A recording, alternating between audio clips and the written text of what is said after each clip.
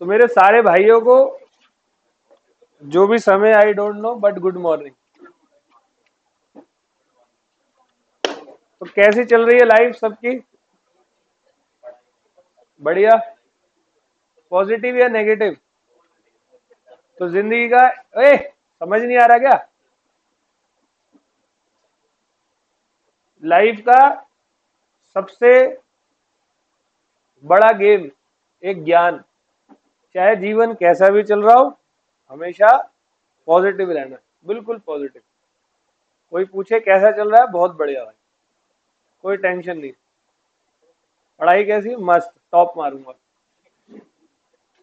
घूमता है? मेरे से ज्यादा घूम ही नहीं सकता तू, हर चीज में बेस्ट। ठीक है, तो आ जाओ जी, स्टार्ट कर रहे हैं अपना breach of contract and it's remedies. आपका पूरा का पूरा चैप्टर है, जो कि पहले वही सीक्वेंस रखेंगे, पहले अपने नोट से करने वाले हैं, then ICIC.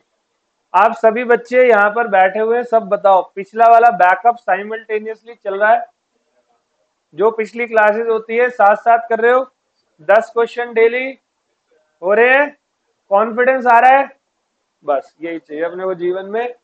Breach of contract and it's remedy की बात कर रहा है, तो ये चैप्टर सबसे पहले मैं अपने नोट से कराता हूं एंड देन हम लोग बुक पे जाते हैं। ठीक है, यूनिट नंबर 5 है ब्रीच ऑफ कॉन्ट्रैक्ट। दीपक पाठक की तरफ से फोन नंबर भी है, बोल भाई। गलती हो गई भाई, माफ कर दे। ठीक है, हाँ, आ जाओ जी, आगे बढ़े तो स्टार्ट कर लेते हैं। हरे कृष्णा भाई, क्या हाल है भाई? मेरी रिकॉर्डिंग चालू हो चुकी है, रिकॉर्डिंग चालू हो चुकी है, क्लास स्टार्ट है, कैमरे के सामने बैठा हूँ। तो मैं तुम्हें कॉल करता हूँ 1.5 घंटे बाद। ठीक है, ओके। क्या हो गया भाई? चलो जी, तुम लोग ऐसे खाना खाते हो जैसे रेस्टोरेंट में बैठे। चलो, तो ब्रीच ऑफ कॉन्ट्रैक्ट का मतलब क्या होता है? तो what is the meaning of breach of contract? Breach मतलब तोड़ना।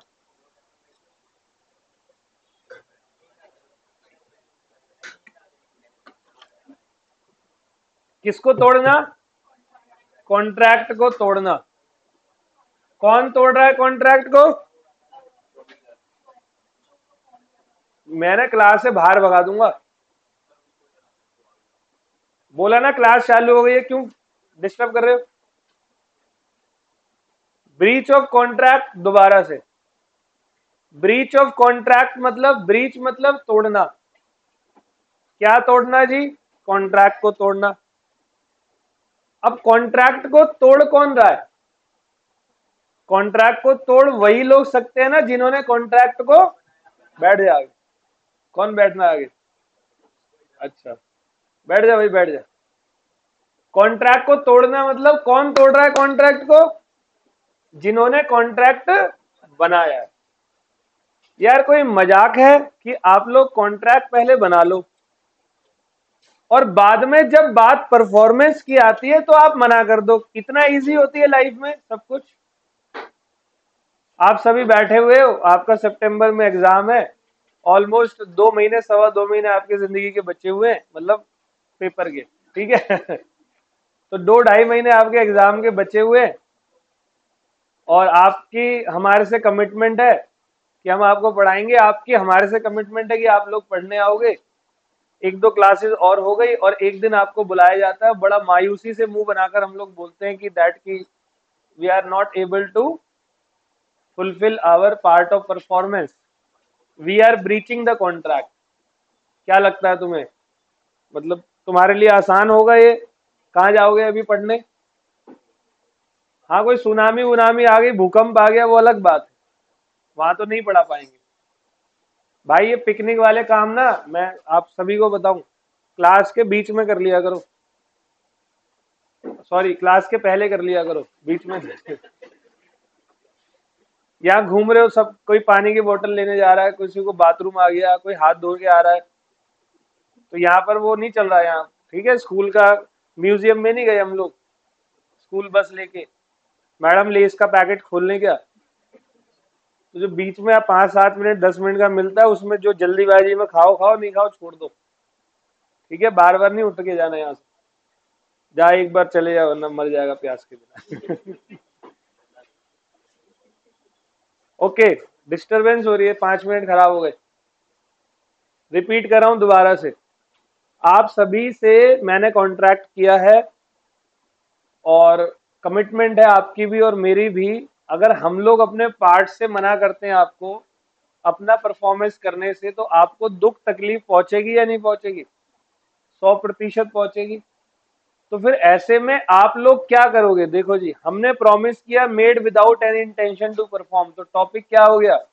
बोलो ना, फ्रॉड हो गया। हमारी तरफ से क्या हो गया? कॉन्ट्रैक्ट क्या हो गया? वॉइडेबल हो गया। आप लोग कौन सी पार्टी हो गए? बोलो एग्रीव्ड पार्टी। हम कौन सी पार्टी है?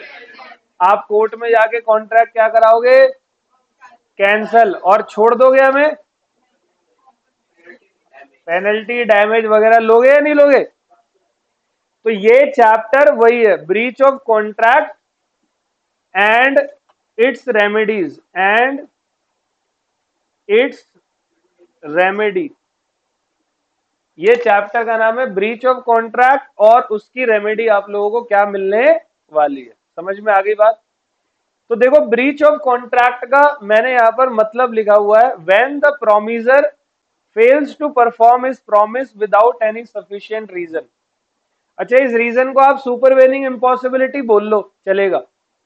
मतलब अगर सुपरवेनिंग है और आप परफॉर्म नहीं कर पाए तो कोई समस्या, किसी भी प्रकार की समस्या नहीं है। और मान लो सुपरवेनिंग नहीं है, किसी भी प्रकार का कोई रीजन नहीं है, और आप तब भी मना कर रहे हो, तो ये क्या सिस्टम हो गया? ऑल वेल, क्लियर है जी? तो हम लोगों को यहां पर ये चीज ध्यान रखनी है, ठीक है। तो ब्रीच ऑफ कॉन्ट्रैक्ट का मतलब होता है when the promisor fails to perform his promise without any sufficient reason, this is called breach of contract. अब ब्रीच ऑफ कॉन्ट्रैक्ट हमारे कितने टाइप्स के होते हैं, जरा ये समझना। अभी बोर्ड पे मत देखो आप लोग, अभी बस सुनो मेरी बात, बोर्ड पे मैं पढ़ाऊंगा। एक मेरा होता है ऐसा ब्रीच ऑफ कॉन्ट्रैक्ट जिसमें कि मान लो आपने और मैंने एक कोई कॉन्ट्रैक्ट बनाया जिसमें मेरी तरफ से परफॉर्मेंस जो थी वो 15 दिसंबर को सुबह 10 बजे थी। एग्जाम्पल देता हूं, किसी के घर में शादी है, डन भाई, किसी की बहन की शादी है, मतलब तुम्हारा तुम इतने सारे बच्चे यहां बैठे हो, किसी की सिस्टर का मैरिज है। तो आपको पता ही है मैरिज में सारा सिस्टम पहले से तैयार करना होता है। अब शादी में बारात आएगी आपके यहाँ, कुछ 200 300 500 लोग आएंगे और कुछ आपके भी रिश्तेदार होंगे, तो उन सबको पानी पिला के भेजोगे या कुछ खिलाओगे पिलाओगे भी? खिलाओगे भी और पिलाओगे भी। तो उसके लिए तैयारी कब करोगे? उसी दिन। वो बारात आ गई, जल्दी जा 20 प्लेट छोले भटूरे लिया है, नहीं ना? उसकी तैयारी कब से चलती है? पहले से चलती है, 1 महीना 2 महीना। तो जी तैयारी आपकी इतनी पहले से चलती है। तो मान लो कि शादी में कोई केटरिंग वाला था, मिठाई वाला, मीठा भी देते ना कुछ, जलेबी दूध और गुलाब जामुन। देख गले से पानी उतर रहा है इसके यहाँ से, जहां गुलाब जामुन का नाम लिया, ठीक है, गुलाब जामुन वगैरह। उसके लिए हमने किसी हलवाई से बात कर ली जी, हलवाई से बोला जी 500 लोगों का गुलाब जामुन बनाना है और 500 लोगों की जलेबी, और वो दूध रबड़ी नहीं होती वो। हलवाई ने बोला डील डन। हमने कहा तारीख है शादी की 15 दिसंबर, रात की शादी है, तो आप सुबह सुबह अपनी तैयारी स्टार्ट कर देना, सामान वामान लिया ना, ये पकड़ो एडवांस। यहां तक ओके? अब 15 दिसंबर को सुबह हो गई, दोपहर हो गई, 1-2 बज गए, हम ढूंढ रहे हैं भाई हलवाई तो आया नहीं अभी तक, 2-3-4 बज गए, हलवाई पहुंचा ही नहीं। उसके एरिया में पहुंचे, उसको ढूंढा ढांडा, वो भाई साहब है ही नहीं उस जगह पर। एक शराब की दुकान में शराब पीता हुआ मिला। मैं कहा, भाई शादी है हमारी बेटी की। तो कह रहा कर ले फिर, हमसे क्यों बोल रहा है? मैं कहा वो शराबी, तेरे से ही तो डील थी हमारी। कह रहा मैं नहीं आ रहा, जा। क्या लग रहा है, आसान बात है? मतलब मेरी सिस्टर की मैरिज है, तेरे से मेरी डील डन है, और आज तू और एंड टाइम पर जो है मेरे को क्या कर रहा है, मना कर रहा है। तो इतना आसान है? तो आसान नहीं है। समझ में आ गई बात? तो उस बंदे ने मुझे मना कब किया? एंड टाइम पर। अच्छा, लॉ की लैंग्वेज में बोल दो, ड्यू डेट पर। अगर कोई मेरे को ड्यू डेट पर मना करता है ना, कोई भी बंदा अगर मेरे को ड्यू डेट पर मना करता है, इसको कहते हैं एक्चुअल ब्रीच ऑफ कॉन्ट्रैक्ट। क्या कहते हैं? Actual breach of contract. पहला ओके। मान लो इसी केस में वो केटरिंग वाले को 15 दिन पहले से ही पता था कि मैं परफॉर्म नहीं कर पाऊंगा, तो वो 15 दिन पहले मेरे पास आया, उसने कहा कि यार मैं परफॉर्म नहीं कर पाऊंगा भाई। देखो, ब्रीच ऑफ कॉन्ट्रैक्ट तो तब भी है, लेकिन उसने ड्यू डेट से पहले बता दिया। यहां ये थोड़ा सा सभ्य आदमी है, तो यहां पर कॉन्ट्रैक्ट ब्रीच हुआ, लेकिन नाम है anticipatory breach of contract. Anticipate मतलब पहले से कॉन्ट्रैक्ट क्या कर देना, ब्रीच कर देना, कैंसिल कर देना। आ गया जी? कोई समस्या? इसको हम कहते हैं एंटीसिपेटरी ब्रीच ऑफ कॉन्ट्रैक्ट। एक मेरा होता है actual breach of contract. Actual breach of contract मेरा ड्यू डेट पर होता है, और एंटीसिपेटरी ब्रीच ऑफ कॉन्ट्रैक्ट मेरा ड्यू डेट से। अब एक्चुअल ब्रीच ऑफ कॉन्ट्रैक्ट में बताओ, एग्रीव्ड पार्टी डिफेंडेंट के खिलाफ लीगल एक्शन कब ले सकता है? ड्यू डेट के बाद ही तो लेगा, क्योंकि सामने वाले ने मना कब किया। लेकिन एंटीसिपेटरी ब्रीच ऑफ कॉन्ट्रैक्ट में एग्रीव्ड पार्टी पे दो ऑप्शन होते हैं एक्शन लेने के लिए। या तो वो वेट कर ले ड्यू डेट का और उसके बाद एक्शन ले, ये हो सकता है सामने वाला ड्यू डेट पे परफॉर्म ही कर दे, या वो इमीडिएटली एक्शन ले ले। आ गया जी? कोई समस्या बेटे? ठीक है। तो देखो यहां लिखा हुआ types of breach of contract. तो नंबर 1 है एक्चुअल ब्रीच ऑफ कॉन्ट्रैक्ट, और नंबर 2 है क्या, एंटीसिपेटरी ब्रीच ऑफ कॉन्ट्रैक्ट। ठीक है। एक्चुअल ब्रीच ऑफ कॉन्ट्रैक्ट में लिखा है when the promisor refuses to perform on. जब प्रोमिसर मेरे को रिफ्यूज कर देता है ड्यू डेट पे मना करने से। Example, S has to supply wheat to buyer on 15 December. If S fails to supply wheat on due date, then it is called actual breach of contract, क्योंकि ड्यू डेट पर मना किया। और anticipatory breach of contract क्या होता है, when the promisor show his inability to perform before the due date. If in the left-handed example, S shows his inability to perform before due date, that is on 10th of December, then it is called anticipatory breach of. Now B can take immediately action or wait till the due date and then take all well. कोई दिक्कत यहां पर? ठीक है, एक minute जरा मैं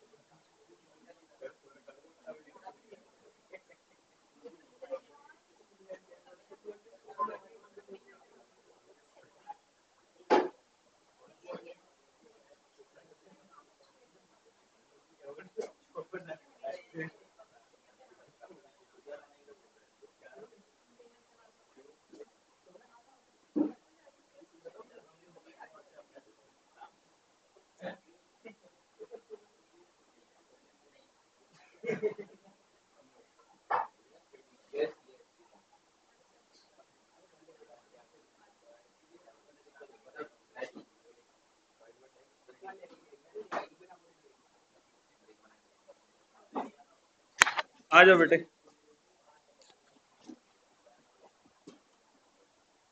तो अब एग्रीव्ड पार्टी के क्या अधिकार है किसके खिलाफ? तो एग्रीव्ड पार्टी जरा बताओ कौन होता है? जिसके साथ में ब्रीच ऑफ कॉन्ट्रैक्ट हुआ है। All well. तो right of aggrieved party against defendant. तो एग्रीव्ड का डिफेंडेंट के खिलाफ क्या राइट होता है? राइट नंबर 1, सबसे पहले वो कॉन्ट्रैक्ट जाकर क्या करेगा? तो देखो लिखा है राइट टू रिस्काइंड, मतलब कैंसल द, कह रहा the aggrieved party must cancel the contract before filing of. ठीक है, मैं रिपीट कर रहा हूं, ब्रीच ऑफ कॉन्ट्रैक्ट मतलब सामने वाले पर्सन की लीगल ऑब्लिगेशन थी, वो साफ मना कर रहा है। याद करो परफॉर्मेंस का छठा पॉइंट क्या था? ब्रीच, यही है। अब वो मना कर सकता है, दो अलग अलग उसके पास तरीके हैं। या तो वो ड्यू डेट पे मना करे, उसको मैं बोलूंगा एक्चुअल ब्रीच ऑफ कॉन्ट्रैक्ट, या वो मेरे को कब मना करे?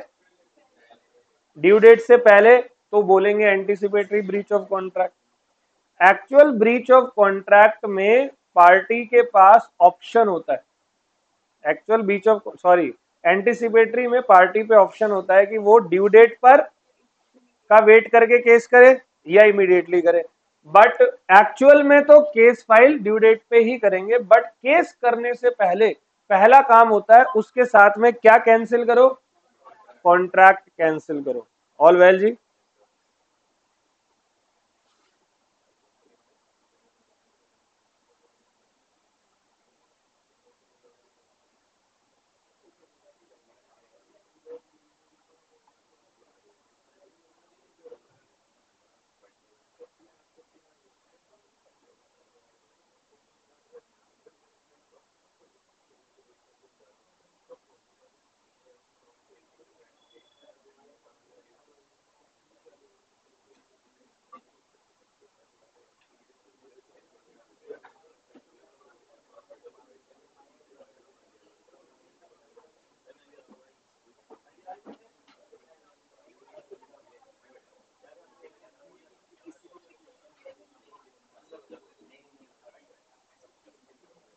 चलो जी, right of aggrieved party against defendant. Number A, right to rescind the contract. It means the aggrieved party must cancel the contract before filing of. Number 2 है सूट फॉर डैमेज। अब मैं उससे क्या लूंगा? अब डैमेज मतलब ये जो तुमने मेरे को मना किया कॉन्ट्रैक्ट करने से, कॉन्ट्रैक्ट ही परफॉर्म करने से, तो फिर मैं आपसे उस चीज का क्या क्लेम करूंगा? डैमेज क्लेम करूंगा। अब डैमेज मतलब मोनेटरी। ऑल वेल, यही डैमेज आपके एग्जाम में आएगा अंदर। ठीक है, तो स्टार्ट कर दें डैमेज को। अभी तक तो ऐसी फालतू की बातें थी, फालतू इन द सेंस एक सीक्वेंस था, बट यहां से आपका ये यूनिट, और बहुत बड़ा यूनिट नहीं है, छोटा सा यूनिट है। कोशिश करेंगे आज ही फिनिश करने की इसको। तो टाइप्स ऑफ डैमेज, सबसे पहला डैमेज होता है जिसको आप कहते हो क्या? Actual damage. बेटे एक्चुअल डैमेज का मतलब क्या होता है? एक्चुअल मतलब मेरा जितना नुकसान हुआ आप मुझे बस उतना दे दो। जैसे ए ने बी से कोई कॉन्ट्रैक्ट किया, बी ने बोला 4,000 रुपए का ये माल मैं तुझे 4,000 रुपए का अगले महीने 10 तारीख को डिलीवर कर दूंगा। ठीक है, ए, क्या हो गया भाई यहाँ पे? इस कमरे में ही ये दिक्कत, वहां नहीं है कभी? नहीं, वहां तो लिखने में नहीं होती। अब खत्म हो गया, वो सही हो गया, वो तो सही कर दिया मैंने। वायर का प्रॉब्लम।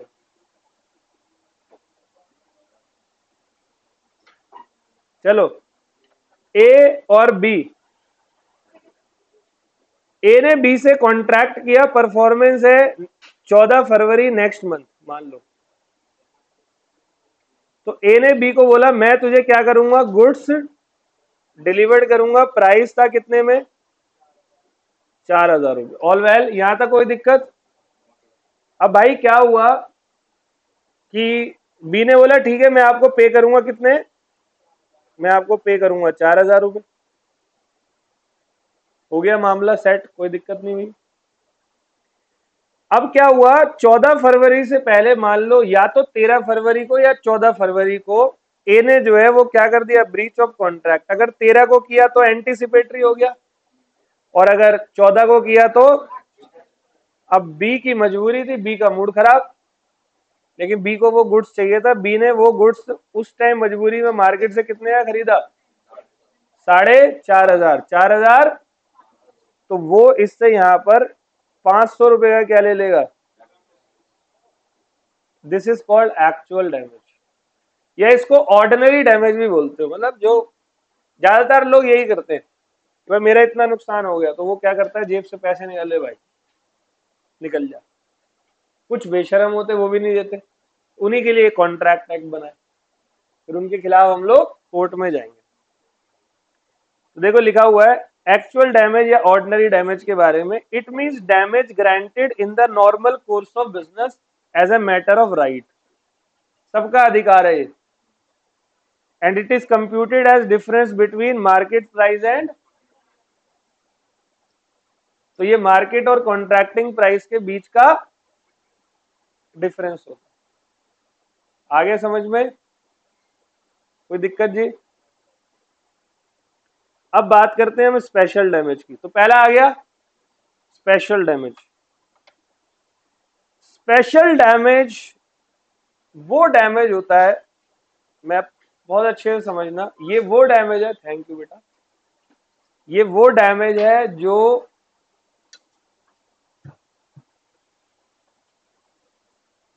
सामने वाली पार्टी को स्पेशल सर्कमस्टांसेस की नॉलेज थी और फिर भी उसने ब्रीच कर दिया। जैसे मैंने आपको एग्जांपल दिया था शादी का, क्या दिया था, शादी। मेरी 1.5 साल पहले शादी हुई थी, ठीक है, और इस चैप्टर में मैं 1.5 साल से 2 या 3 बार यही एग्जांपल दे चुका हूं, तो मैं आपको भी देता हूं। शादी हुई थी, शादी से पहले आपको सबको पता है 2-3 महीने पहले से ही क्या हो जाती है, तैयारियां स्टार्ट हो जाती है। तो कुछ 2022 में कुछ 4 दिसंबर को मेरा रोका हुआ था, और 26 कब हुई थी शादी, पता नहीं, भूल गया। हाँ, 26 फरवरी की मेरी शादी थी 2023 में, ठीक है, लास्ट ईयर। तो उस बीच में कई सारी तैयारियां करनी होती है। तो तैयारियां बहुत सारी करनी थी, उसमें से एक तैयारी ये भी थी कि जो आप सभी जानते हो, जो बारात जाती है तो जो डेस्टिनेशन होता है उससे 100-200 मीटर पहले दूल्हा जो है किस में बैठता है, घोड़ी पे। वो बग्गी टाइप होती है, कुछ दूल्हे घोड़ी पे बैठते हैं, कुछ थोड़ा सा बग्गी वाला स्टाइल करते हैं। तो मैंने भी बग्गी वाले को बुक किया, मैंने भी उसे फोन किया, मैंने कहा हाँ भाई ये, उसने मेरे को रेट बता, बड़े महंगे भाई, 50-50 हज़ार रुपए इतनी सी टाइम का लेते हैं वो लोग। कितने रुपए,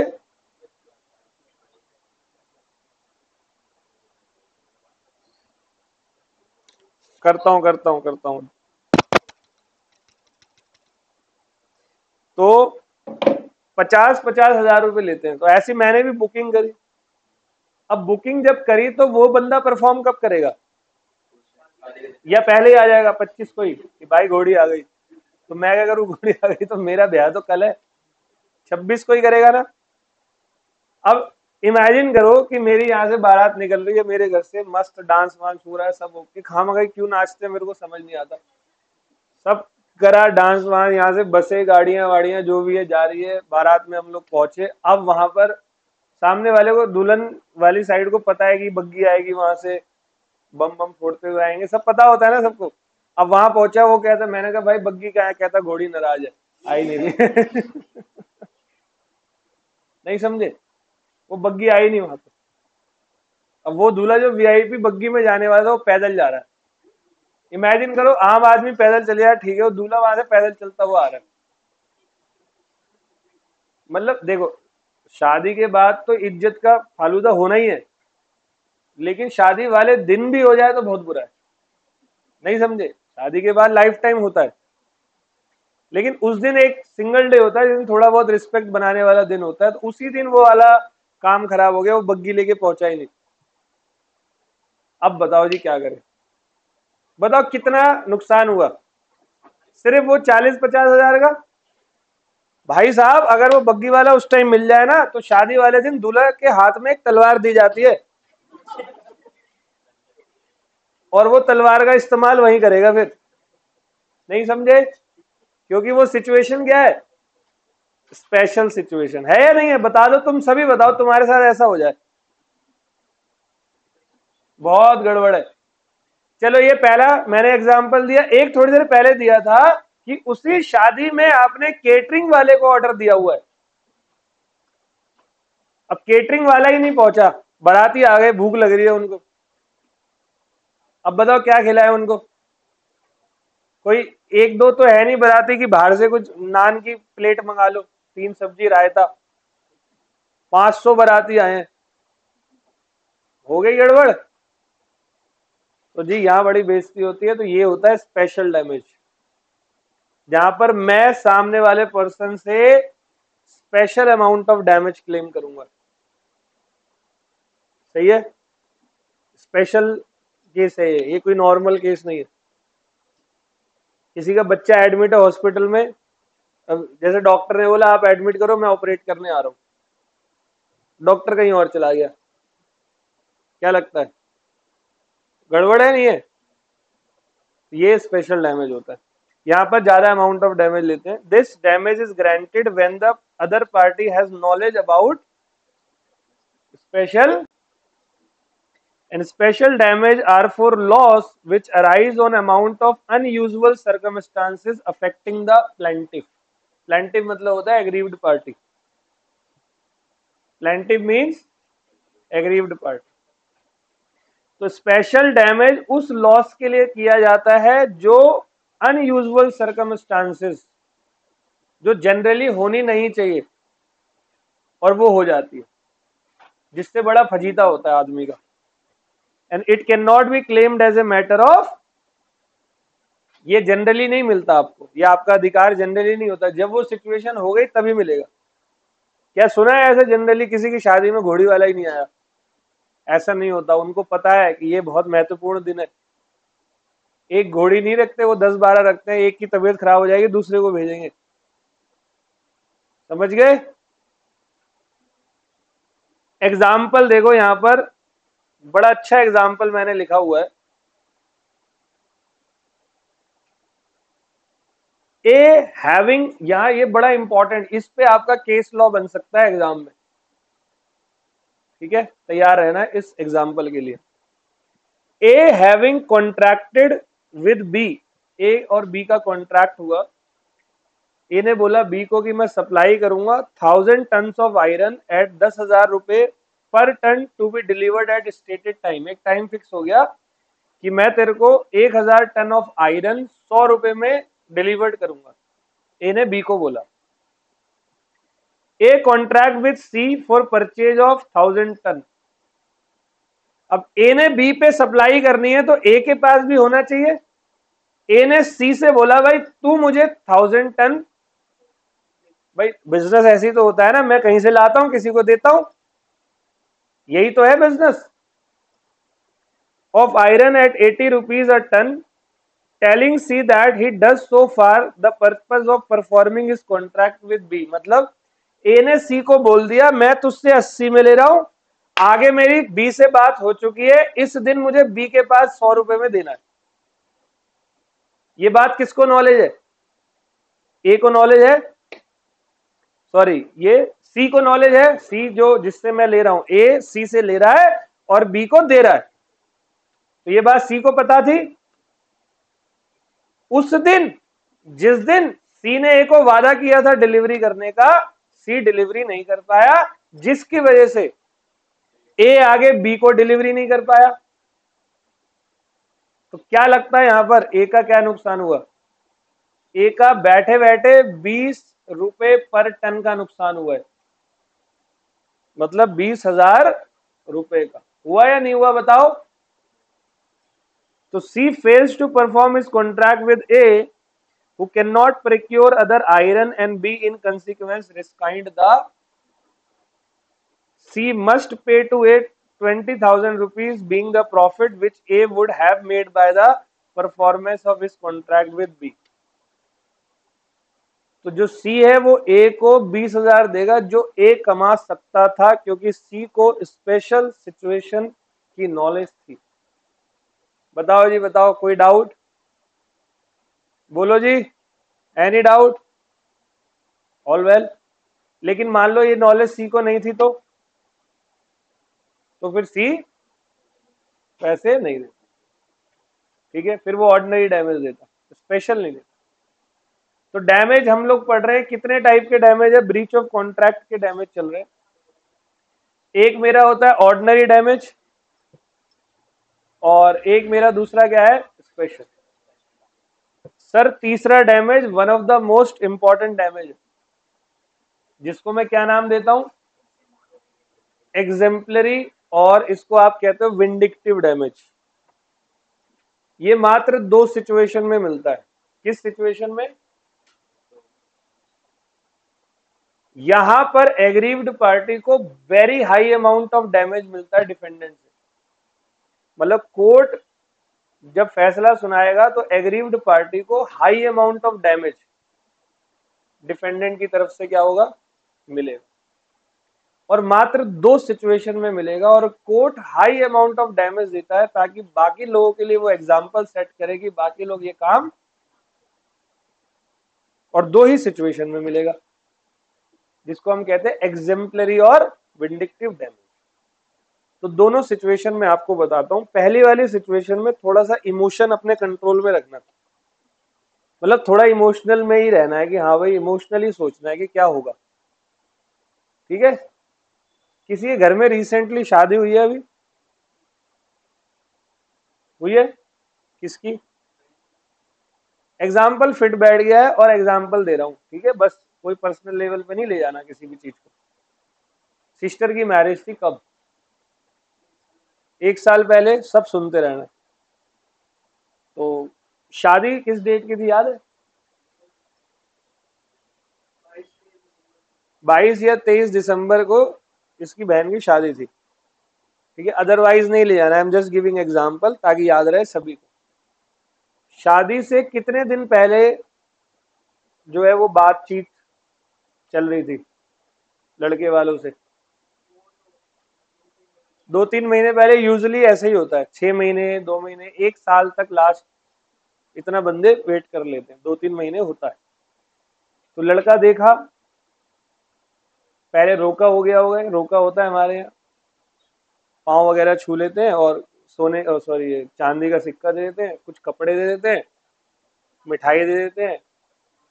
लड़के वालों की तरफ से वो कुछ पायल वगैरह या कुछ कैश थोड़ा बहुत, मतलब ये, मतलब कुल मिला के होता है कि भाई एंगेजमेंट हो गई है, मतलब तू बुक हो गया, तेरे को लर्निंग लाइसेंस मिल गया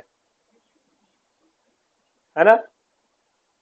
तो भाई 2-3 महीने पहले आपके फादर ने अपनी डॉटर यानी कि आपकी सिस्टर के लिए वो लड़का देखा, और जैसे ही उसके बाद एक तारीख निकाली गई होगी कि जी इस तारीख को 22 दिसंबर की शादी होगी। अब आपके पापा ने और आपने मिलकर उस शादी के लिए बहुत सारी अरेंजमेंट की होगी, करी होगी या नहीं? ये टॉपिक सिर्फ शादियों पे ही एप्लीकेबल है, इसीलिए मैं ये एग्जांपल दे रहा हूं। शादी कहाँ हुई थी? दिल्ली? तो चंडीगढ़? तो शादी के लिए सबसे पहले एक जगह बुक की गई होगी, करी होगी, फिर शॉपिंग की गई होगी। चांदनी चौक गए थे? यस, कॉमन पॉइंट है, यूनिवर्सल पॉइंट, मैं भी वहीं गया था। चांदनी चौक गए होगे और दबा के साड़ियां, लहंगे, ये वो। फिर आता है ज्वेलर, हमारा ज्वेलर, फिर वहां से आती है ज्वेलरीज, बहन के कान के, गले के, ये वो दूसरे जो भी खर्चे हैं, सब कुछ हो गया। फिर आते हैं जी रिश्तेदारों से बात करनी, रिश्तेदारों को एक्सप्लेन करना पड़ता है जी अरेंज ही है जी, लव नहीं है, ठीक है। इंडिया में ये भी बहुत बड़ी समस्या है, लड़का कैसे मिला, उनको एक्सप्लेन करते हैं, कर दिया जी एक्सप्लेन। अब रिश्तेदारों के लिए गिफ्ट खरीदने होते, वो आएंगे तो उन गिफ्ट ना दिया तो मुंह बनेगा। फिर शादी के कार्ड छपेंगे, पंडित जी अरेंज करेंगे, केटरिंग वाले से बात करनी पड़ेगी भाई, फूल माला स्टेज कैसे सजेगा, डीजे आएगी, फिर डीजे 10 बजे तक चलेगा ही नहीं, उसके बाद पुलिस आएगी, 36 टेंशन होती है नहीं होती। चलो जी कोई बात नहीं। और भारत में ना शादी एक पर्व होता है, एक फेस्टिवल। तो भाई आपके फादर ने सारा काम किया, अरेंजमेंट कर दी, गोल्ड ले लिया, कपड़े उपड़े ले लिए, घर के सारे परिवार के बंदे नए कपड़े पहनवाते, और महंगा महंगा बिल्कुल, देखियो अच्छा लग रहा हूं, वो भी ले लिए जी। अब बारात आ गई सामने से, ठीक है, बारात आई, अरेंजमेंट था, सब अपना खा पी रहे हैं।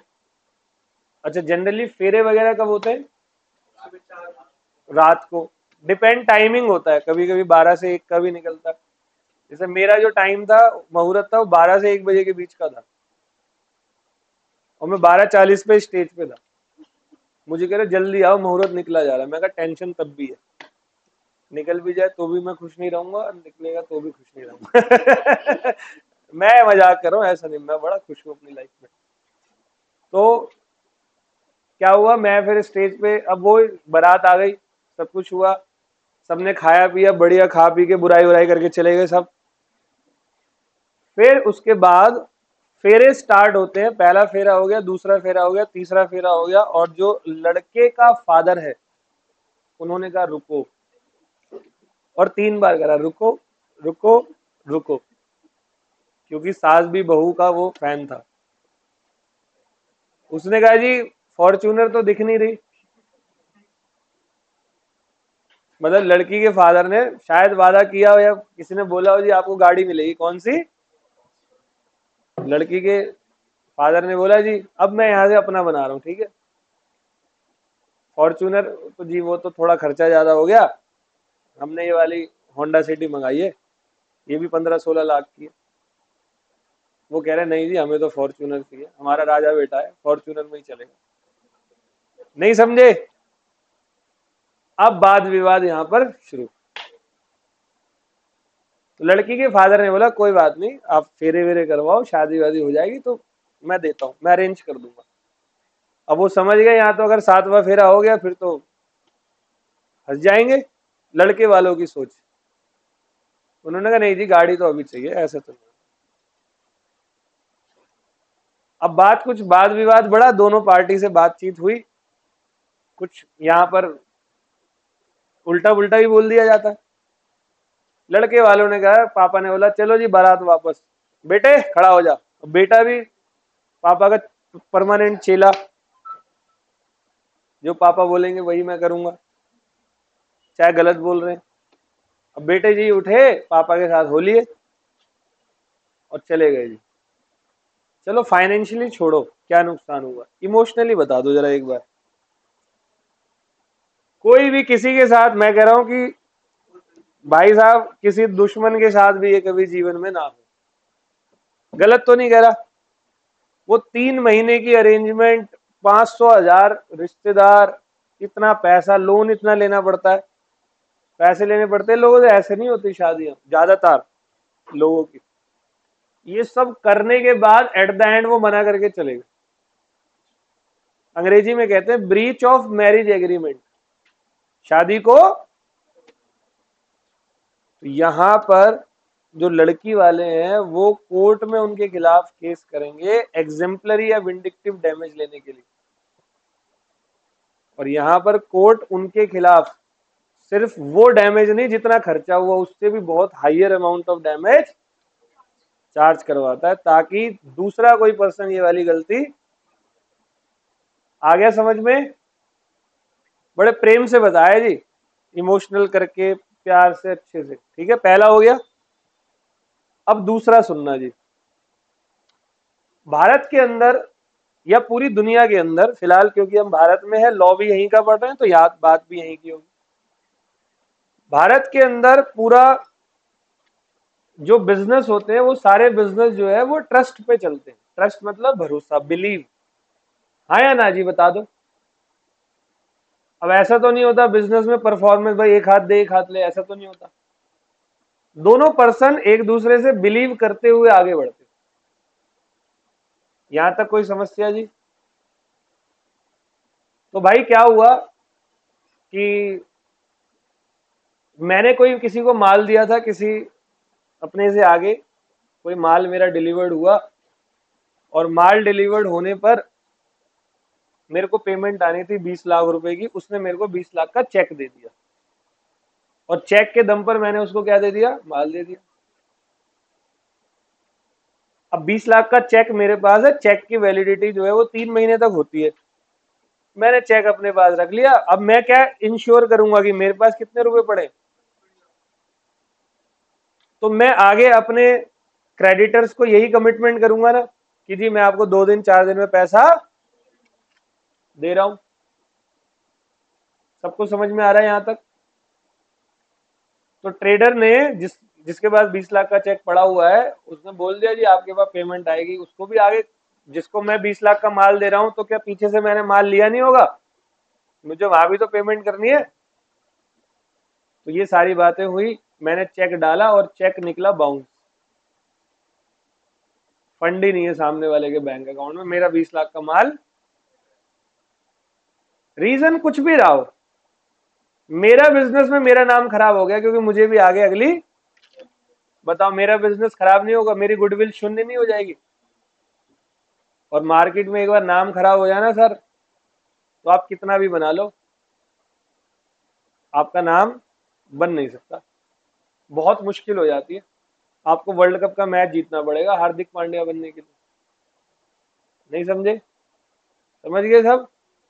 तो नाम खराब होके बनना आना बड़ा मुश्किल है।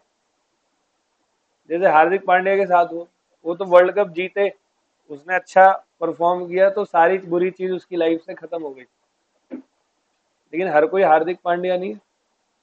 मैं एक बिजनेसमैन हूँ, मेरा 20 लाख का पीछे माल, आगे मैंने माल दे रखा है, उसको मेरा चेक बाउंस हो गया, मेरे को पीछे 16 लाख की पेमेंट करनी है, किसी को 2 लाख, किसी को 2.5 लाख, सब आ रहे हैं मेरे पास। अब मैं सर पकड़ के बैठा हूँ, मेरी रातों रात बिजनेस बंद हो जाएगा एक छोटी सी गलती से। तो अब मैं जब उसके ऊपर केस करूंगा ना, जिसने चेक दिया था बाउंस हो गया, वहां पर court higher amount of damage देगा, क्योंकि बिजनेस ट्रस्ट पे चलता है। आप किसी को ऐसे थोड़ी चेक दे दोगे? दे दोगे क्या किसी को भी ऐसे ही चेक? All well. तो देखो जी, एग्जेम्पलरी और विंडिक्टिव डैमेज के बारे में क्या कहता है। Here actual loss can not be measured. क्या आप एक्चुअल लॉस मेजर कर सकते हो? देखो दोनों ही जगह पर आपका मानसिक संतुलन जो है वो बिगड़ रहा है।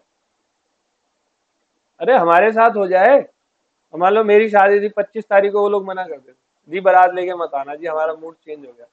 आप कुछ ज्यादा ही स्मार्ट हो।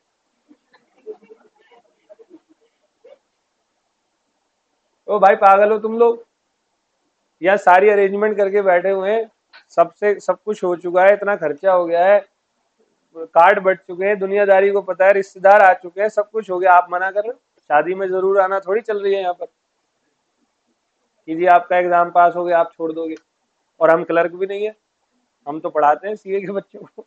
नहीं समझे? तो इतना मजाक नहीं चल रहा है यहाँ पर, आप नहीं छोड़ सकते ऐसे।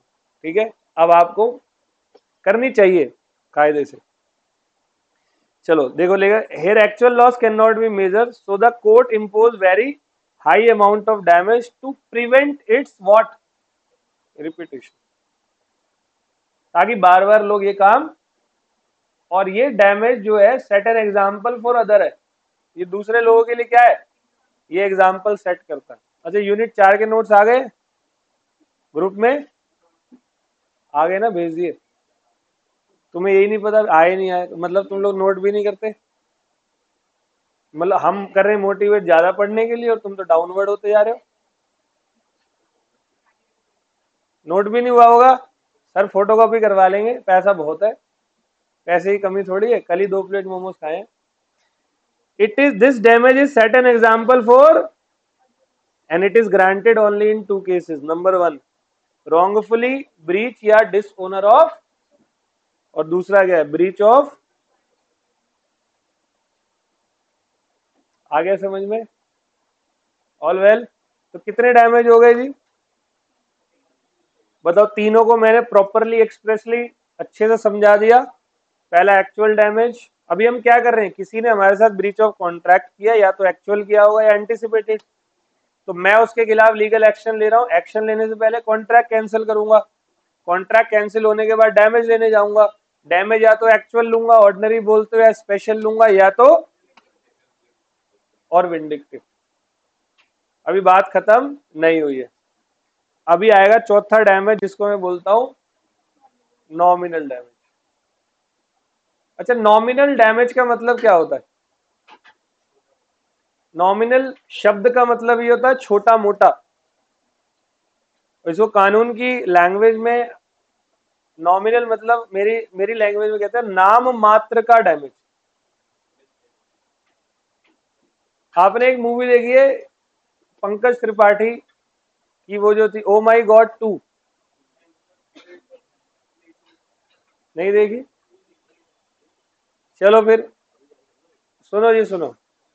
अब ये मत देखो कब आई कब नहीं आई, सुनो। कभी कभी ना हम सामने वाले पर्सन पे जब केस फाइल करते हैं, तो वो केस फाइल हम अपने आत्मसम्मान के लिए करते हैं, ना कि डैमेज के लिए। पैसा मेरे पास भी बहुत है, मेरे को डैमेज लेने की आवश्यकता आपसे, लेकिन फिर भी मैं आपको सबक सिखाना चाहता हूं। मैं आपके ऊपर केस फाइल करता हूं, 10 रुपए के लिए केस फाइल करूंगा, लेकिन केस करूंगा ताकि आपको ये जीवन भर याद रहे कि आप कभी भी कॉन्ट्रैक्ट किसी के साथ ऐसे ब्रीच। कभी फिल्मों में आपने देखा होगा कि केस किया है बंदे ने, 1 रुपए की डिमांड है और साथ में माफी। अगर ओ माई गॉड देखो तो उसमें यही है, 151 रुपए का केस किया होता है, पूरी फिल्म उसी पे बेस्ड है। तो ऐसे में जो डैमेज मांग रहा है बंदा, वो नॉमिनल डैमेज है, जिसमें बंदे को या तो बहुत ज्यादा नुकसान नहीं होता, वो फिर भी केस फाइल करता है। जैसे आर्मी के ऑफिसर्स जो रिटायर हो जाते हैं, वो तब भी सुबह सुबह 4 बजे उठते हैं। किसी के घर में है आर्मी का कोई? है किसी के घर में? कौन है? मौसा जी रिटायर्ड है, डिसिप्लिन है। उनके वहां जब जाते हो आप मौसी के यहाँ, तो बड़ा स्ट्रिक्ट रहते होंगे, ये नहीं ये नहीं वो नहीं। एक्चुअली गलती उनकी नहीं है, उनका उनका जब जॉब चल रहा था ना, उनका सिस्टम ही ऐसा था। अब उनको आदत हो गई है साफ सफाई, टाइमिंग, ये वो, पंक्चुअलिटी। तो वो ना अपने बच्चों को भी सुबह 4 बजे लात मारते, गेट अप, दौड़ो। बच्चा कह रहा अभी तो सोया हूं पापा, वो मतलब नहीं है, उठना 4 बजे। नहीं समझे? चाहे कुछ हो या ना हो, वो सुबह 4 बजे उठाना ही उठाना है।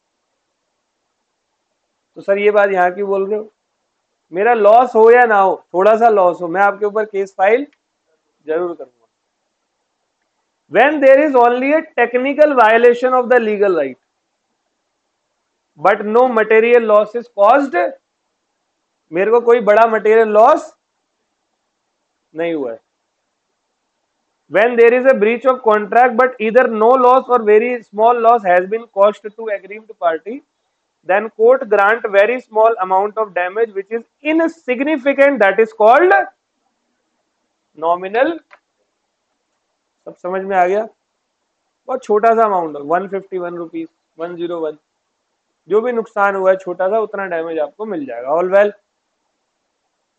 आई होप आपको समझ में आया। ठीक है,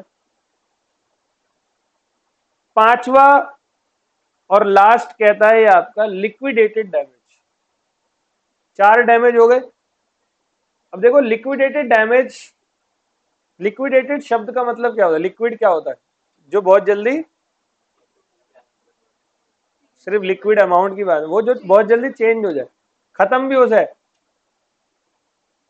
बहुत जल्दी जो खत्म हो जाए, उसको क्या कहते हैं? लिक्विड। सब जानते हो लिक्विड के अंदर? सुनना अच्छा।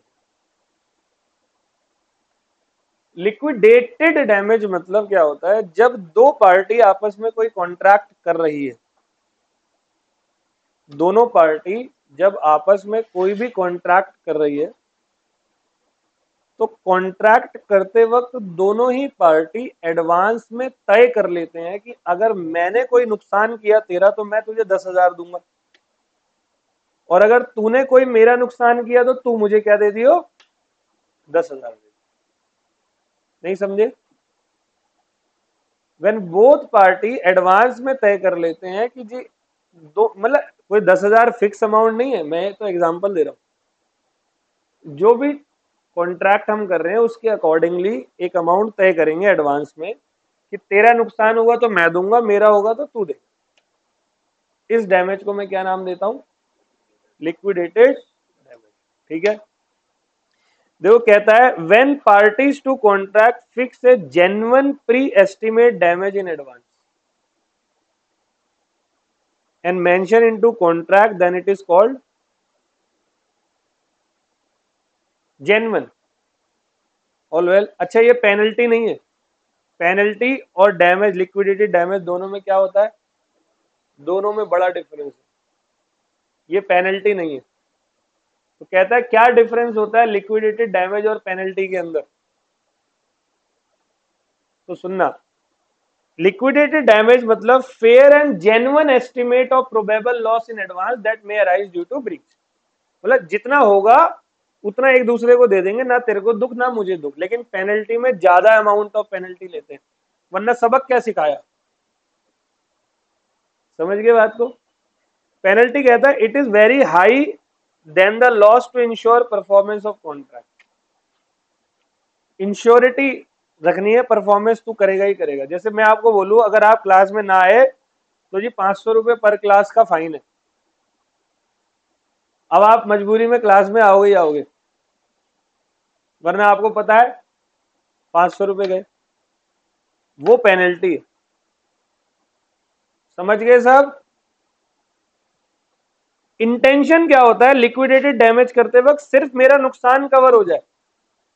और पेनल्टी क्यों लगाते हैं, ताकि परफॉर्मेंस हो जाए। जैसे लिखा है हमारे यहाँ कूड़ा फेंकना मना है, इस दीवार पर पकड़े जाने पर पिटाई भी होगी और 3,000 का जुर्माना।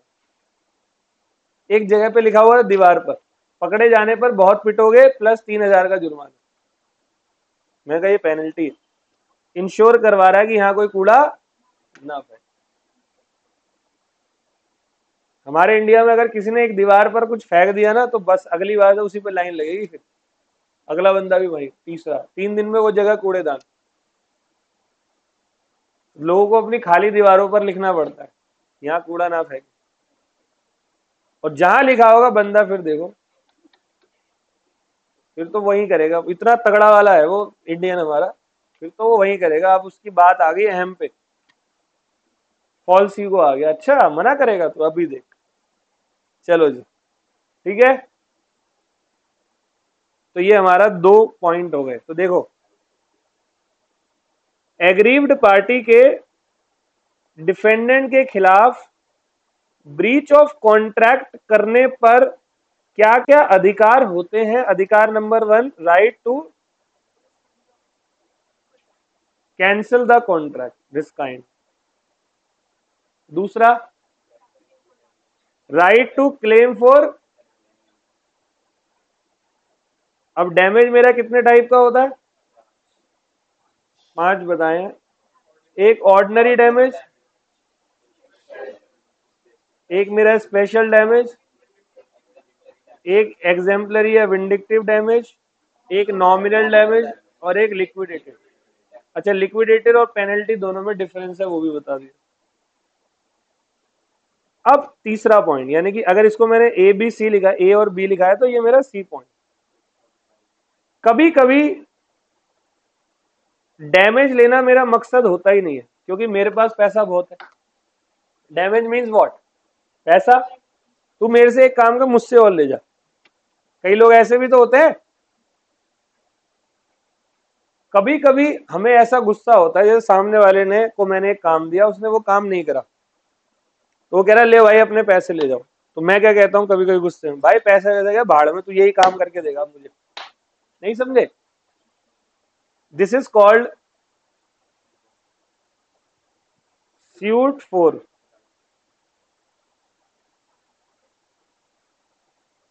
Specific performance. मैं केस करूंगा पैसे के लिए नहीं। अबे यार,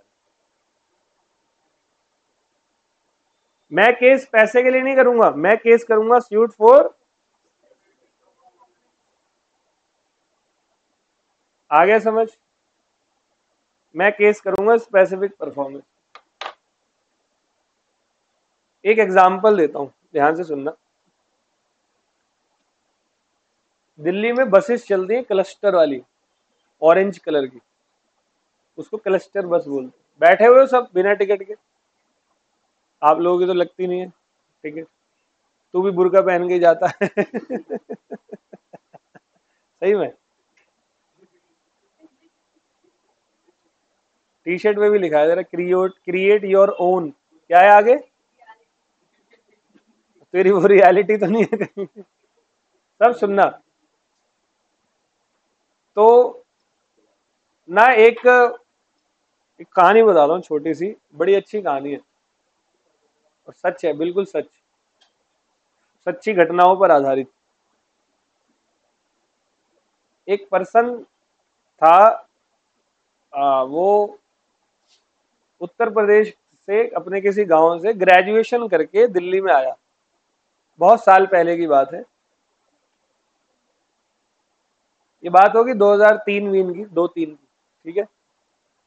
दिल्ली में आया, तो अब दिल्ली में आया तो उसको काम की तलाश थी, थोड़ा सा पढ़ा लिखा था, नौकरी वोकरी के लिए गया तो नौकरी मिली नहीं। तो पहले दिल्ली में एक बसेस चलती थी ब्लू लाइन, कभी गूगल करना, या पुरानी फिल्मों में आ जाती है कभी कभी, हरी कलर की या नीली कलर की, हरी वाइट, नीली वाइट, मतलब ग्रे, ऐसे कलर, उसको ब्लू लाइन बोलते थे। तो ब्लू लाइन की किसी बस में उसको, हेल्पर नहीं होता, हेल्पर, बस साफ वाफ करता है, झाड़ू वाड़ू लगा देता है, चलो जी चलो सर, चलो उस्ताद जी, चलो गाड़ी आगे बढ़ाओ, गाड़ी बैक करवाना, है ना, बस में उसको वो काम मिल गया।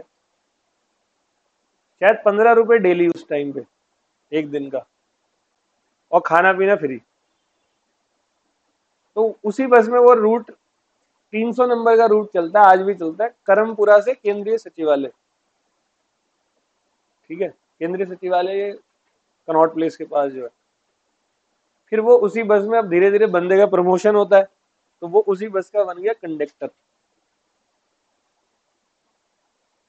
कंडक्टर बन गया तो उसका जो ड्राइवर था ना, रात में दारू पी लेता था, जैसे चक्कर खत्म हो गए सारे, बैठ के पौवा मारता था बस। तो अब गाड़ी में गैस भरवानी होती थी, सीएनजी, तो वो ड्राइवर उसी को दे देता था, जा जला। उसको आता तो था नहीं, फिर धीरे धीरे करके वो बस चलाना भी सीख गया। तो इसको कहते हैं प्रमोशन।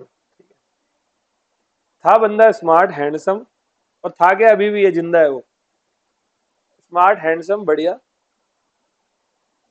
तो एक बस उसने क्या कर ली, ठेके पे ले ली, ठेका समझते हो, कॉन्ट्रैक्ट पे। मालिक से बात कर लीजिए, आपको डेली का 2200 रुपये 2300 रुपये है, वो मैं देता रहूंगा, बाकी ऊपर से जो बचता था उसका, कभी 1000 बच गए, कभी 1500 बच गए, मतलब प्रमोशन हो गया बंदे का। दिमाग वाला जो आदमी होता है वो अपने आप को प्रमोट करवा ही लेता कहीं ना कहीं। तो उसकी बस में वो बैठा हुआ था, एक दिन रिलायंस अंबानी जो थे, मुकेश अंबानी, उनका सेक्रेटरी है कोई, चौथा पांचवा सेक्रेटरी, उसकी सिस्टर की गाड़ी खराब हो गई कनॉट प्लेस में, उसको कहीं जाना था, वो उसी की बस में बैठ गई, दोनों का टांका भिड़ गया, ठीक है, समझ गए। अब वो रेगुलर बस में आने लगी, लेकिन वो बंदा पढ़ा लिखा था, तो उसने अपने भाई को बोला लड़की ने कि मेरे को ये पसंद है, मुझे शादी करनी है। तो उसके भाई, देखो वो कहाँ, सेक्रेटरी अंबानी इसका, उसके भाई से मिला, कहता देख भाई करा दूंगा शादी, मुझे कोई टेंशन नहीं है, लेकिन यार तू तो एक बस में कंडक्टर बनने रहे, अच्छा लगेगा, तो तू बता, तेरे को कोई बिजनेस खुलवाना है तो मैं खुलवाता हूँ, दहेज मत समझ, गिफ्ट है। उसने कहा दहेज ही है, मुझे भी पता है, एक काम करो, अगर तुम दिलवा रहे हो तो मेरे को एक बस दिलवा दो। तो उसने 300 नंबर के ही रूट पर एक बस खरीदी, पहली बस का नंबर 3, रूट नंबर 300, बस नंबर 2121, 2121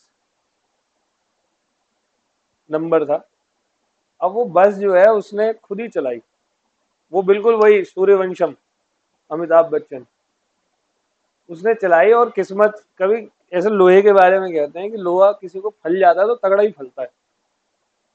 वो थोड़े ही टाइम में उसकी 4-5 बसें बना ली उसने। जो दिमाग वाला तो था, पढ़ा लिखा, वो पैसा आता। अब डेली का जो बंदा 4,000 रुपये कमा रहा हो उस टाइम पे, मतलब 1,20,000, 1,25,000, तो उसके लिए कोई नई बस लेना ईएमआई पे मुश्किल नहीं है। तो बस लेता, अब 2 बस हो गई, दोनों के पैसे ईएमआई भरता, 3 हो गई, तीनों के हो गए। तो वो थोड़ा सा सेटल हुआ, शादी वादी हो गई। फिर उसने क्या करा, पहली अपनी जीवन की कार खरीदी, अपनी कार, मारुति सुजुकी ऑल्टो। उसका नंबर भी उसने 2121 लिया। अथॉरिटी में जो बस चलवाता, अथॉरिटी में जान पहचान तो होती है उसकी, ट्रांसपोर्ट अथॉरिटी बुराड़ी में। उसने वहां 1,000-2,000 दिए, मिल गया बस नंबर, गाड़ी नंबर 2121। उसके पास अगले 4 सालों के अंदर 22 बसें हो गई।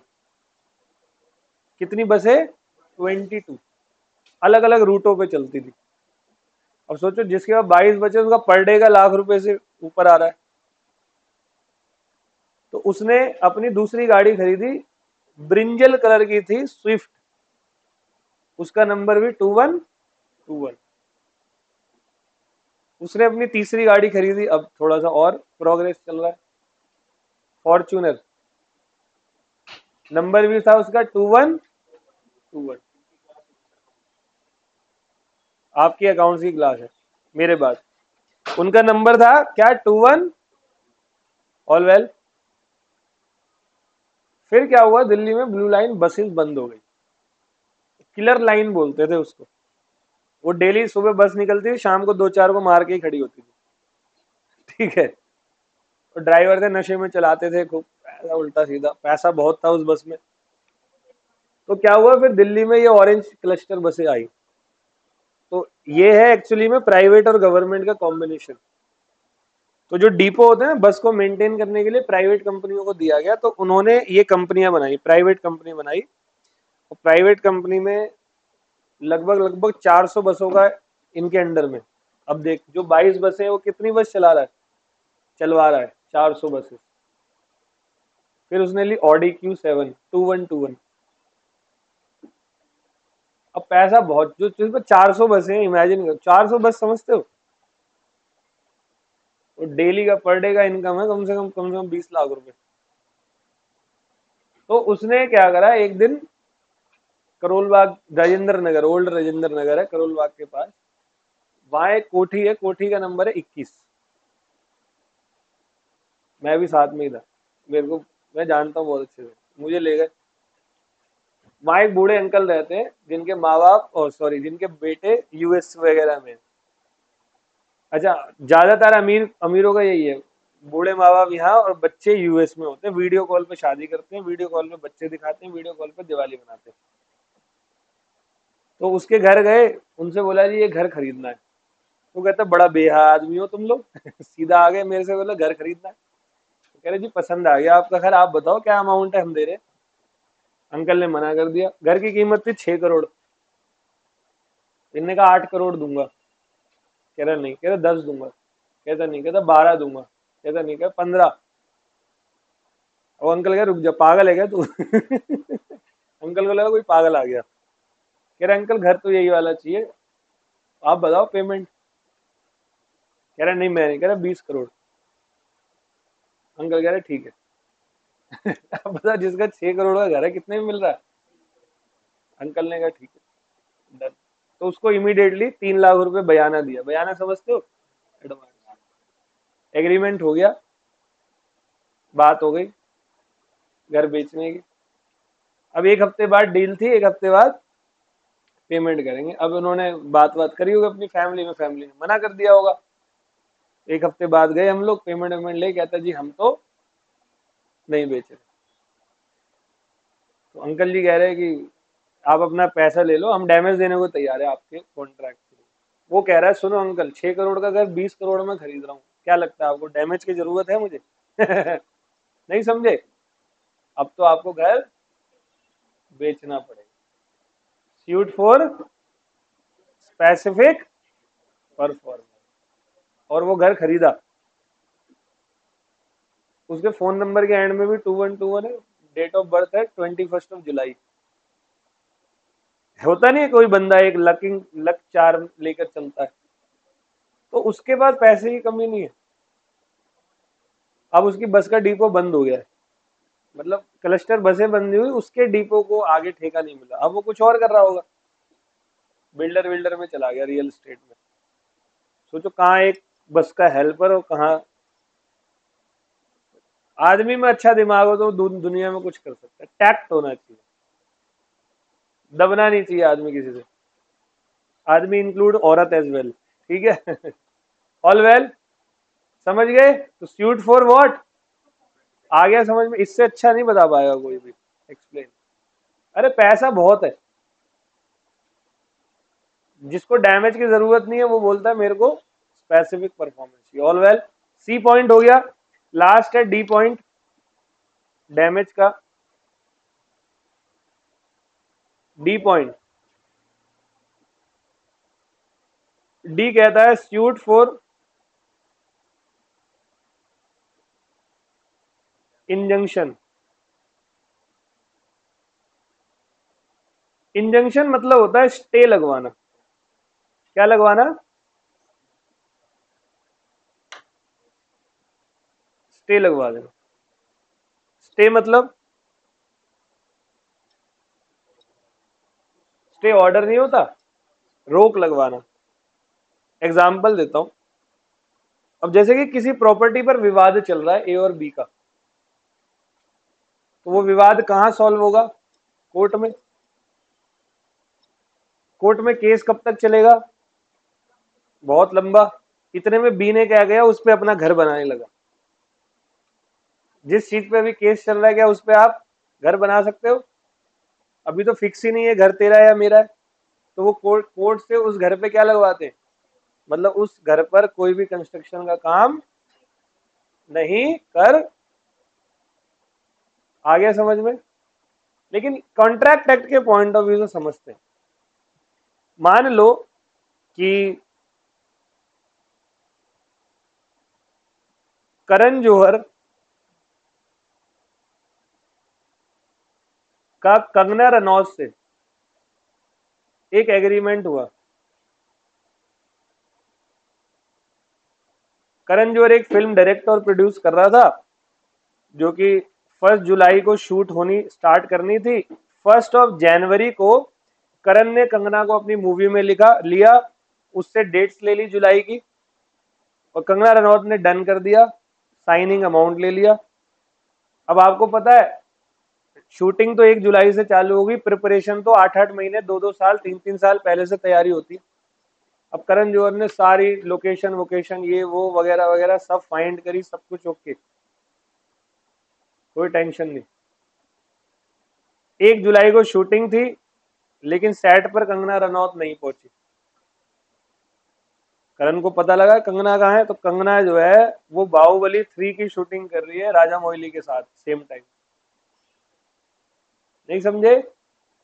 अब यहाँ करण इस पे जब तक केस करेगा तब तक तो शूटिंग खत्म हो जाएगी, क्योंकि केस तो लंबा चलेगा।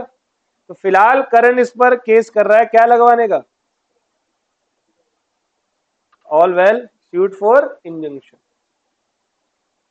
समझ गए? चलो जी, इन दोनों को देखते हैं।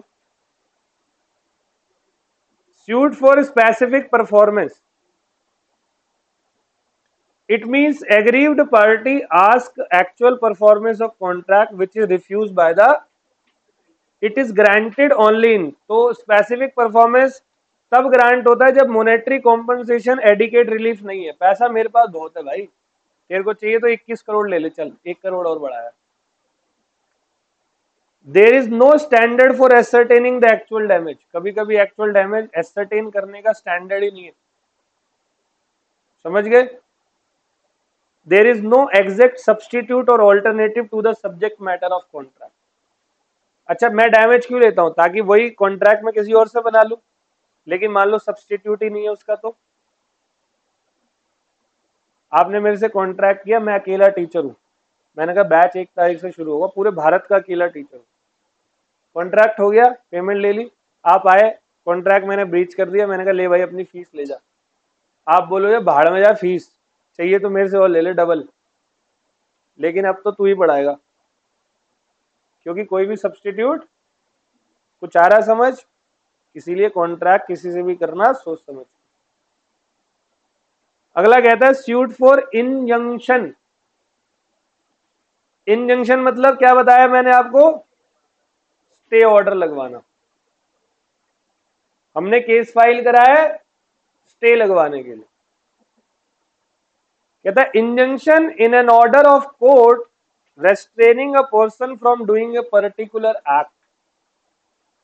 It is a mode of securing the specific performance of the negative term of the contract, that is where he is doing something which he promised not to do. जैसे होता नहीं है, कॉन्ट्रैक्ट होता है, किसी को हम 1 साल के लिए कॉन्ट्रैक्ट पे अपने पास रख लेते हैं कि भाई तू मेरी 3 फिल्में करेगा। मान लो मैं आदित्य चोपड़ा हूं, मैंने किसी को रख लिया, मैंने कहा 3 फिल्में आप मेरे साथ करोगे, पूरे साल कहीं और नहीं जाओगे। शूटिंग स्टार्ट हो गई, आधी शूटिंग हो गई, इतने में आप कहीं और निकल लिए। अरे तेरा को छोड़, तुझे नुकसान क्या हो रहा है, मेरा यहाँ 3 फिल्मों का पूरा कॉन्ट्रैक्ट पड़ा हुआ है, सारी चीजें, मेरा क्या हाल होगा। आया समझ में। देखो यहाँ पर लिखा है Kangana Ranaut a film actress agreed to act exclusively for Dharma production for 1 year. Dharma production किसका है। During the year she contracted to act for S S Raja Moili and she could be restraint, रोका जा सकता है उसको by an injection from acting for S S Raja. समझ गए जी, ऑल वेल। कोई डाउट है। और अगला है टॉपिक मेरा, अब नया टॉपिक है सूट फॉर क्वांटम मेरिट। पहले ब्रीच ऑफ कॉन्ट्रैक्ट जितना पढ़ा है उसको मैं आपको रिवाइज करवा रहा हूँ। ब्रीच ऑफ कॉन्ट्रैक्ट मतलब आपकी लीगल ऑब्लिगेशन बनती है, आप उसको ब्रीच कर रहे हो मतलब तोड़ रहे हो। आप अपनी लीगल ऑब्लिगेशन को क्या कर रहे हो, तोड़ रहे हो मतलब ब्रीच कर रहे हो। ठीक है।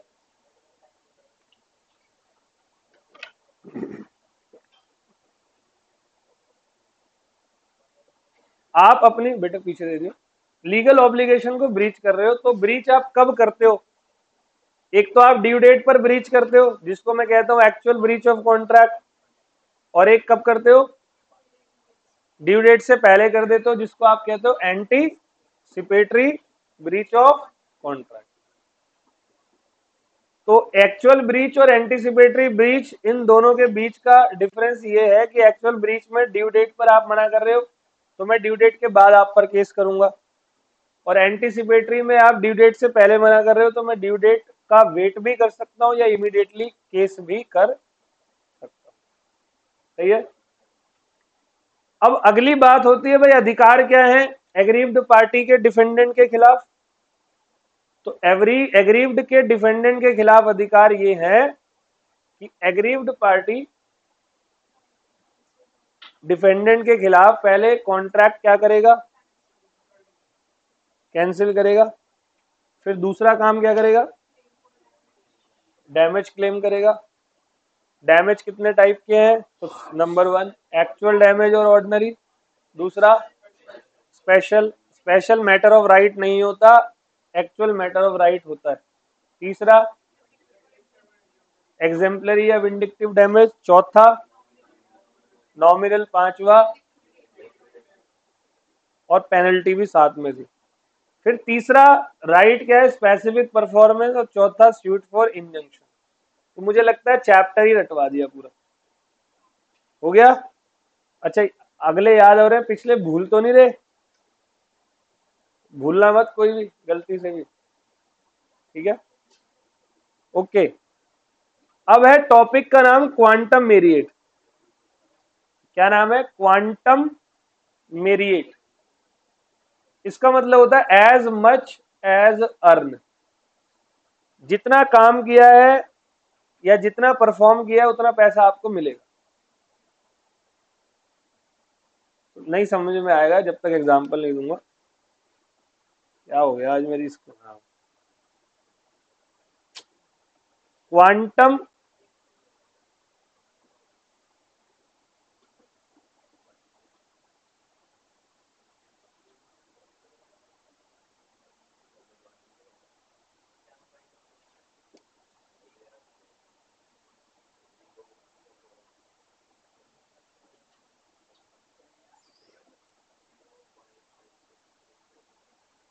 आ जाओ। क्वांटम मेरिएट, क्वांटम मेरिएट का मतलब होता है एज मच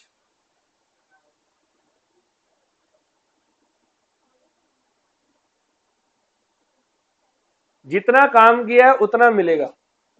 ठीक है, एक एग्जांपल देता हूं।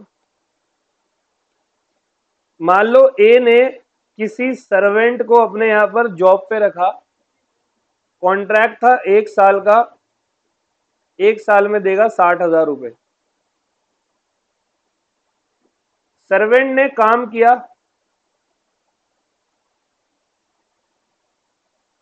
ठीक है, 6 महीने बाद दो सिचुएशन हुई है, दो में से कोई एक। 6 महीने बाद मान लो मोदी आया रात को 8 बजे, भाई और बहनों आज रात 12 बजे से नौकर रखना बंद। नहीं सुन रहे? मोदी ने सर्वेंट को क्या कर दिया? बैन कर दिया। मान लो कानून आ गया कि भाई नौकर नहीं रख सकते, वो 20-50 मर्डर हो गए कॉलोनीज में, अलग अलग जगह पर नौकर मार मार के लूट के ले गए, तो सरकार ने कहा नौकर रखना बंद, अपना काम स्वयं करो। सही है। तो अब क्या हो गया बताओ? 6 महीने बाद मोदी ने बोला अब सर्वेंट रखना बंद, क्या ए इस सर्वेंट को 6 महीने की सैलरी देगा जो उसने काम किया था? देनी चाहिए। क्यों? क्योंकि उसने काम किया है, और वो अगर आगे के 6 महीने नहीं कर पा रहा तो उसमें उसकी गलती। तो यहां क्वांटम मेरिएट लगेगा, एज मच एज अर्न, जितना किया उतना। लेकिन मान लो 6 महीने बाद वो खुद गायब हो गया और फिर आया 2-3 महीने बाद, लाओ जी पैसे दो, आएगे बे, तो मैंने 6 महीने काम किया, कब का बोला था? 1 साल का, कहाँ गायब हो गया तू? मेरा मन नहीं है, तो मेरा भी मन नहीं है। कॉन्ट्रैक्ट तो ब्रीच किया ना तूने, तो यहां नहीं मिलेगा। तो क्वांटम मेरिएट भी लगता है वहां पर सिचुएशन के अकॉर्डिंगली। समझ गए सब? चलो जी आगे बढ़ते हैं।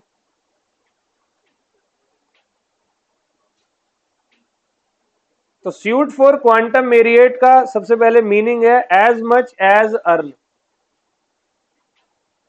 When a person has done some work under a contract. सब सुनना, जब भी किसी बंदे ने कोई ऐसा काम किया है किसी कॉन्ट्रैक्ट में और अदर पार्टी या तो कॉन्ट्रैक्ट कैंसिल कर रही है या अनएक्सपेक्टेड इवेंट हो गया जिससे कॉन्ट्रैक्ट कर पाना इम्पॉसिबल है, जैसे कानून ही आ गया कि बैन है अब, सही है, then the party who performed the work can claim remuneration for the work done. All well. Number 2, when and to whom right arise, the original contract must have been discharged. If original contract exists, the aggrieved party can resort to damage, he cannot claim quantum merit remedy. मतलब original contract क्या हो जाए? Cancel हो जाए। जैसे सामने वाला perform नहीं कर पा रहा, तो क्यों नहीं कर पा रहा? खुद परफॉर्म नहीं कर रहा तो भी कैंसिल करे, लॉ ने मना कर दिया तो भी कॉन्ट्रैक्ट क्या हो जाए? कैंसिल हो जाए। और right to case, case file वो कर सकता है जिस पार्टी का फॉल्ट, ठीक है। अब जैसे नौकर का फॉल्ट नहीं था तो नौकर केस कर सकता है। तो कौन सी सिचुएशन है जहां पर क्वांटम मेरिएट होता है? जब कॉन्ट्रैक्ट अनएनफोर्सेबल हो, no agreement as to remuneration, act done without intention of gratitudeness, मतलब फ्री में नहीं कर रहा हूं मैंने तुम्हारे लिए काम कर दिया, 2-3 महीने से काम कर रहा हूं, मुझे उम्मीद है आप कुछ दोगे, 3 महीने बाद तुम कह रहे जा भाई तेरे से तो कोई कॉन्ट्रैक्ट ही नहीं हुआ मेरा, तुम बोलोगे तेरी ऐसी की तैसी। क्वांटम मेरिएट का राइट है मेरे पास, जितना काम किया उतना पैसा तुझे देना पड़ेगा। एक्सप्लॉइट कर रहे हो तुम। और पहला है contract is discover to be, जैसे कि देखो एग्जांपल ये वाला देखो, a trader leaves his goods at B's place by mistake. मान लो बगल वाले ऑफिस में बर्थडे, बगल में कोई ऑफिस है वहां बर्थडे, उनके एम्प्लॉयज बैठे हुए हैं, 70 एम्प्लॉयज है, और किसी का बर्थडे था, उसने 70 डोमिनोज के पिज्जा मंगवाया ऑनलाइन कैश पे करके।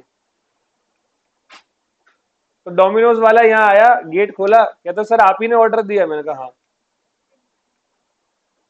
मैं कहा कितने पिज्जा हैं? कह रहा 70। मैं कहा हाँ मैंने दिया। आया तो वो मिस्टेकनली पिज्जा कहाँ ले आया, मेरे पास दे के चला गया, क्योंकि ऑनलाइन पेमेंट थी। मैंने अपने 70 बच्चे बैठे हुए थे, सबको दे दिया, लो खाओ मौज लो पार्टी। अब एक बात बताओ, यहाँ पर बगल वाला पर्सन मेरे अगेंस्ट में एक्शन ले सकता है या नहीं पता लगने पर, या छोड़ देगा? सही है। तो देखो, ए एक ट्रेडर है, उसने गुड्स बी के प्लेस पर दिया बाय मिस्टेक, और बी ने उसको अपना मान लिया। अपना क्यों माना भाई तूने, पागल है तू? सही है। अगला है abandonment of performance by one party. Abandon मतलब बंद करना। जैसे सी एक ओनर ऑफ मैगजीन है, engage P to write a book to be publish by instalment in his magazine. मतलब सी मैगजीन का ओनर है, उसने एक पी नाम के बंदे को अपने पास रखा हुआ है कि वो मैगजीन के लिए इंस्टॉलमेंट, मैगजीन इंस्टॉलमेंट में आती है ना, हफ्ते महीने में एक बार, तो वो लिखता है कुछ कुछ। कुछ समय बाद मैगजीन अबेंडन हो गई, मतलब बंद हो गई, तो यहाँ पी जो है वो अपनी पेमेंट ले सकता है या नहीं, जितनी मैगजीन की इंस्टॉलमेंट उसने लिखी थी? लिखे। सही है। और अगला है इंडिविजुअल कॉन्ट्रैक्ट परफॉर्म्ड बैडली। मान लो ए ने एग्री किया टू डेकोरेट बी का flat for a lump sum of ₹50,000। ए ने काम तो किया, लेकिन बी ने फॉल्टी वर्कमैनशिप का इल्जाम लगाया, जो कि सही बात थी, और बी को अलग से 30,000 रुपए और लगाने पड़े उस घर पर। तो वो बंदा 50,000 में से 30,000 माइनस करके 20,000 रुपए की पेमेंट करेगा। आ गया समझ? क्लियर है? तो ये मेरा कौन सा टॉपिक है? क्वांटम। ये हमारा ब्रीच ऑफ कॉन्ट्रैक्ट क्या हुआ? जरा आओ जरा ICAI पे। चलो जी मेरे गरीब दोस्तों, ब्रीच ऑफ कॉन्ट्रैक्ट कितने टाइप के हैं यहाँ पर? देखो, एंटीसिपेटरी, एक्चुअल। एंटीसिपेटरी एक्चुअल में मैं क्या क्या कर सकता हूं? कॉन्ट्रैक्ट कैंसिल करूंगा, डैमेज लूंगा। डैमेज देखो, ordinary, special, vindictive, nominal, liquidated और पेनल्टी। स्पेसिफिक परफॉर्मेंस, इंजेक्शन और क्वांटम वेरिएट। क्या मैंने पूरा करवा दिया? कोई एक पॉइंट है जो नहीं करवाया है? ओए क्या है तुम लोगों को, प्रॉब्लम है क्या कुछ? तुम्हें 2 3 4 लोगों की बोलना पड़ता है? क्या दिक्कत है बताइए, खड़ा हो। क्या कर रहा था अभी? कौन पूछ रहा है मार्क्स? कौन बता? अब ये मत सोच कि वो बाद में तेरे को क्या बोलेगा, मुझे फंसा रहा है। तू ये बता कि कौन पूछ रहा था? क्या दिक्कत है भाई? क्लास खत्म हो गई अभी? कौन पूछ रहा है पहले ये बताओ? बोलो ना भाई, कौन पूछ रहा था? सारे मतलब क्या दिक्कत है? समझ में ज्यादा आ रहा है तेरे को? अभी क्लास चल रही है, तुम्हें नंबर एक दूसरे से पूछ लो। टॉपिक चल रहा है कुछ, अभी तो तुम्हें लग रहा है समझ में आ गया, बाद में समझ में नहीं आया फिर? जब क्लास चल रही होती है तो क्लास चल रही होती है। अपना ना स्टेटमेंट अपने आप से बोल दो, एक स्टेटमेंट देके, जिस कोर्स को कर रहे हो ना वहां पर थोड़ा सीरियस रहो। एक एक घंटे में तुम्हें लेक्चर देता हूँ वहां पे। अभी मैं सुन रहा था, मैथ्स वाले सर भी तुम्हें कुछ समझा रहे थे। लाइटली मत लो। एग्जाम में आ गया ना एक ही क्वेश्चन 39 पे अटक गए ना, आंसू बहेंगे आंखों से कि सब में पूरे पूरे आ गए, लॉ में 39 नंबर आ गए। हो सकता है ये क्लास याद आ रहे यार, वहां ध्यान में आता तो क्वांटम मेरिट का एक पॉइंट गलत नहीं होता। तो दोबारा बोल रहा हूँ, अब से जब तक तुम्हारा सेशन चल रहा है, बीच में कोई फालतू की डिस्टर्बेंस नहीं चाहिए। अब तुम धमकी मान लो, रिक्वेस्ट मान लो, ये तुम्हारे ऊपर है, जो मर्जी मान लो। गलत बोल रहा हूँ बताओ मेरे को? किसके लिए कर रहे हैं हम लोग? तुम्हारे लिए ना। तुम लोग बीच में डिस्टर्ब करोगे, और एक की वजह से बाकी लोग डिस्टर्ब हो जाते हैं, टाइम वेस्ट और होता है हमारा। समझ गए? तो प्लीज आगे से क्लास में, जब क्लास मैं क्लास में बोल दूंगा आके भाई चुप हो जाओ, आ जाओ, चुप हो जाओ और क्लास चलने दो। जब खत्म हो जाएगी क्लास के बाद मुझसे पूछ लो आगे, सर मेरे इतने नंबर आए, मैं डांस करना चाहता हूँ या मैं रोना चाहता हूँ, मैं तुम्हारे साथ रहूंगा, तुम्हारे साथ डांस करूंगा, लेकिन पहले क्लास में आना है। और 3-4 यहाँ पर है जिनको मेरे को बार बार बोलना पड़ता है, तुम्हें आइंदा से मौका ना मत देना बोलने का, ठीक है? चलो, और मन में गाली मत देना मेरे को। एक्चुअल, ब्रीच और एंटीसिपेटरी। एंटीसिपेटरी मतलब ड्यू डेट से पहले, मतलब बंदे ने even before the time of performance मना किया। देखो, where a contract with B on 15 July, 14 अगस्त को डिलीवरी करनी है, लेकिन मना कर दिया कब? 30 जुलाई। फिर था मेरा actual breach of contract at the time when the performance of the contract is, या during the performance of contract. जैसे हमारा आपके साथ में परफॉर्मेंस बहुत दिनों तक चलने वाला है ना?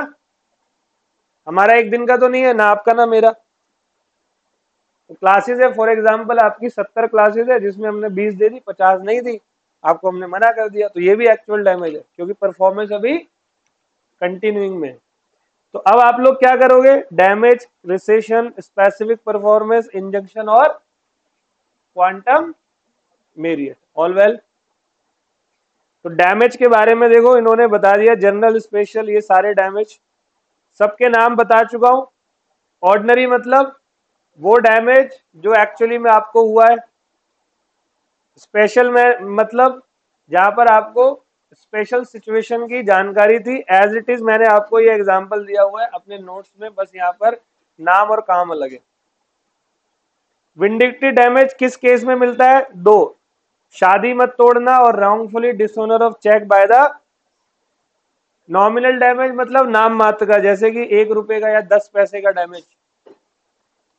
डेटोरिएशन कॉज बाय डिले मतलब in the case of deterioration cause to goods by delay, जैसे डिले हो गया गुड्स तो उसका भी डैमेज आप ले सकते हो। प्री फिक्स डैमेज जिसको मैं बोलता हूं लिक्विडेटेड और पेनल्टी, क्या इन दोनों के बारे में पढ़ा दिया?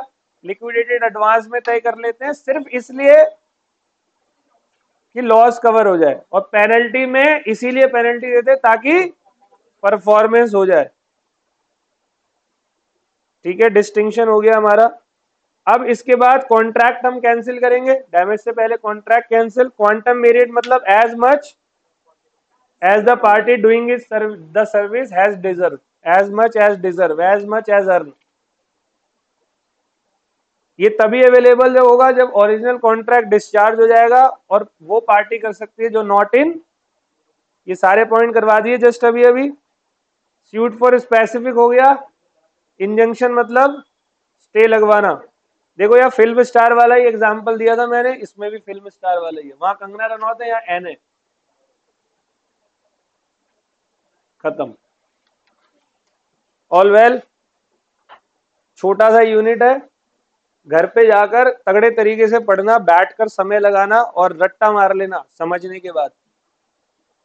ऑल वेल, चलो निकल जाओ। निकल क्या जाओगे, तुम तो यहीं रहो।